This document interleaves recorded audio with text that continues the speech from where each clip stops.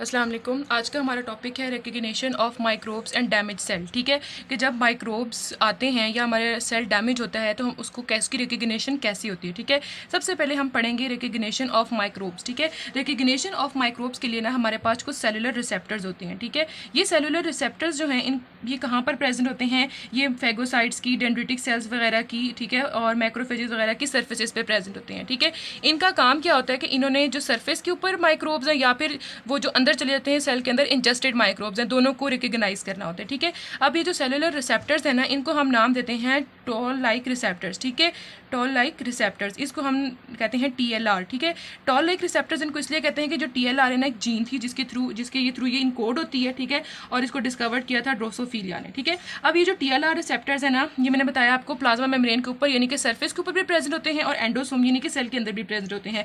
इसका मतलब है कि इन्होंने एक्स्ट्रा सेलुलरली भी और जो इंजेस्टेड माइक्रोब्स है दोनों को रिकग्नाइज करना होता है। ठीक है, अब हमारे पास जो TLR, ये तो मैंने आपको बता दिया रिसेप्टर्स की हमारी बॉडी जो काम कर रही है। ठीक है, अब हमारे पास जो माइक्रोब्स होते हैं ना, उसके ऊपर ना एक स्पेसिफिक पैटर्न प्रेजेंट होता है। ठीक है, जिसको हम नाम देते हैं पैथोजन एसोसिएटेड मॉलिक्यूलर पैटर्न। ठीक है, पैथोजन एसोसिएटेड मॉलिक्यूलर पैटर्न। ठीक है, यानी कि इसको हम नाम देते हैं पैम्स का।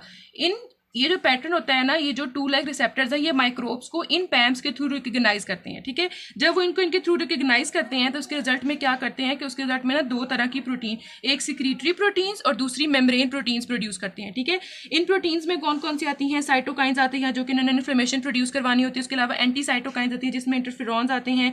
उसके अलावा कुछ मेम्ब्रेन की प्रोटीन्स आती है जिन्होंने लिम्फोसाइट की एक्टिवेशन करवानी होती है और वो इम्यून रिस्पॉन्स प्रोड्यूस करवाते हैं। तो ये तो हमारे पास सारी चीज़ हो गई रिकग्निशन ऑफ माइक्रोब। कैसे हो रही थी? सेलुलर रिसेप्टर्स थे जो कि फेगोसाइट्स के ऊपर, मैक्रोफेजेस के ऊपर, डेंड्रिटिक सेल्स के ऊपर प्रेजेंट थे, उनको हमने नाम दिया टू लाइक रिसेप्टर्स का। इन टू लाइक रिसेप्टर्स ने माइक्रोब्स को कैसे रिकग्नाइज किया कि माइक्रोब्स के ऊपर एक पैटर्न था जिसको हमने नाम दिया पैथोजन एसोसिएटेड मॉलिक्यूलर पैटर्न। उसको रिकग्नाइज करके उससे हमारे पास सिक्रीटरी और मेम्ब्रेन प्रोटीन्स प्रोड्यूस की और उन्होंने आगे इन्फ्लेमेटरी रिस्पॉन्स प्रोड्यूस किया।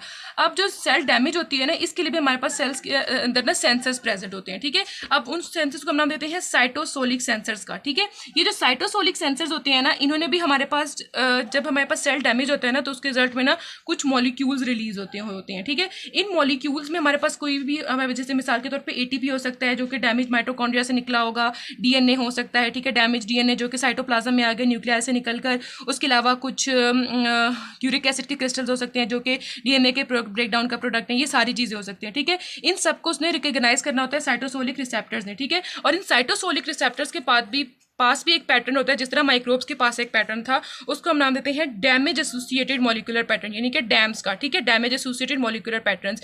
अब जो साइटोसोलिक रिसेप्टर्स हैं वो इन मॉलिक्यूल्स वगैरह को किसके थ्रू रिकग्नाइज करते हैं? इन डैम्स के थ्रू। और जब वो इनके थ्रू रिकग्नाइज कर लेते हैं तो उसके रिजल्ट में वो क्या करते हैं? साइटोसोल के अंदर एक चीज़ पड़ती है जिसको हम कहते हैं इन्फ्लेमासोम का। ठीक है, इन्फ्लेमासोम को एक्टिवेट करवा देते हैं। जब इन्फ्लेमासोम एक्टिवेट होता है तो वो क्या करता है? इंटरल्यूकिन 1 को एक्टिवेट करवाता है और इंटरल्यूकिन 1 आगे क्या करवाती है? इन्फ्लेमेशन कॉज करवाती है। ठीक हो गया। उसके बाद इसके अंदर उन्होंने कुछ बातें बताई हुई हैं।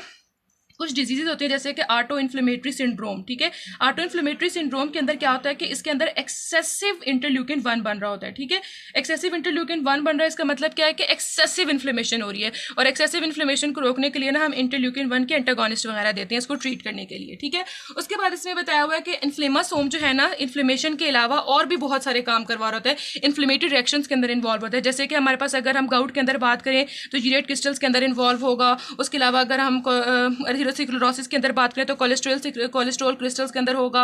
मेटाबॉलिक सिंड्रोम्स की वगैरह लिपिड्स वगैरह में होगा। ठीक है, और अमाइलॉइड डिपॉजिट्स जो कि ब्रेन में अल्जाइमर डिजीज के केस में होते हैं उन सब में ही होगा। ठीक है, तो ये इसकी कुछ करेक्टरिस्टिक्स हैं इन्फ्लेमासोम की इंटरल्यूकिन 1 के अलावा और कहाँ पे इसने अपने टांगे दी होती हैं। ठीक है, उसके बाद आते हैं सर्कुलेटरी प्रोटीन्स। अब जो सर्कुलेटरी प्रोटीन्स है ना, उनका काम क्या होता है कि जो ब्लड बॉर्न माइक्रोब्स होते हैं या एजेंट्स होते हैं उन्होंने उसको ट्रीट करना होता है। मतलब उसको ट्रीट नहीं कहना चाहिए, मतलब उसको रिकग्नाइज करते हैं। ठीक है, अब हमारे पास होता क्या है कि हमारे पास ना कुछ सर्कुलेटरी प्रोटीन्स होती हैं। ठीक है, उसमें हमारे पास एक आती है बाइंडिंग लेक्टिन, ठीक है। ये मैनोज बाइंडिंग लेक्टिन जो है ना, ये क्या करती है, जो माइक्रोब का शुगर पोर्शन होता है उसके साथ उसको रिकग्नाइज करती है और उसके साथ जाके अटैच हो जाती है, और जब अटैच होती है तो फिर ये बड़ी चालाक है, ये फिर जाके उसकी इंजेक्शन कर लेती है माइक्रोब की और उसकी कॉम्प्लीमेंट सिस्टम को एक्टिवेट करवा के उसकी फेगोसाइटोसिस करवा देती है, ठीक है।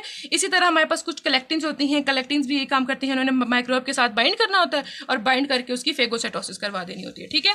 अच्छा, अब आपको एक बात बताऊँ, यहाँ पर ना जो रॉबिन्स है ना उसके आखिर में एक समरी दी होती है। ये समरी बिलीव मी बहुत यूजफुल है, अगर आप इसको दफ़ा रीड करें ना।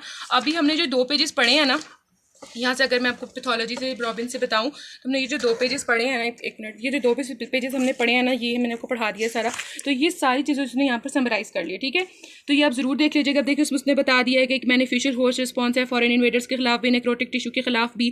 उसके अलावा इसमें बता दिया हमारे पास कि इन्फ्लेमेशन जो है, इसके जो मेन कंपोनेंट्स इन्फ्लेमेशन में उसकी वेस्कुलर चेंजेस आती हैं, सेलुलर चेंजेस आती हैं, दोनों के रिस्पॉन्स में डिफरेंट चीज़ें प्रोड्यूस होती हैं। उसके अलावा उसने स्टेप्स बता दिए हैं कि सबसे पहले रिकग्निशन होती है, फिर रिक्रूटमेंट होगी, एजेंट रिमूव होगा, उसकी रेगुलेशन कैसे होगी रिस्पांस की, फिर उसके रिपेयर कैसे होगा। उसके अलावा उसने कॉजेज बता दिए हैं कि हमने पढ़ा था इन्फेक्शन है, निक्रोसिस है, फॉरेन बॉडी वगैरह।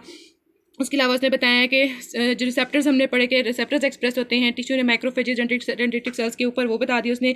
सर्कुलेटरी प्रोटीन्स का बता दिया। इसी तरह उसने बता दिया कि जो एक्यूट इन्फ्लेमेशन उसका मेन काम तो ये होता है कि जो नॉक्शियस स्टिमुलस वगैरह है ना उसको रिमूव करके रिएक्शन को ख़त्म करना, लेकिन अगर वो ख़त्म नहीं होता तो उसके रिजल्ट में क्रोनिक इन्फ्लेमेशन स्टार्ट हो जाती है। हम नेक्स्ट वीडियो में अब एक्यूट इन्फ्लेमेशन से स्टार्ट करेंगे।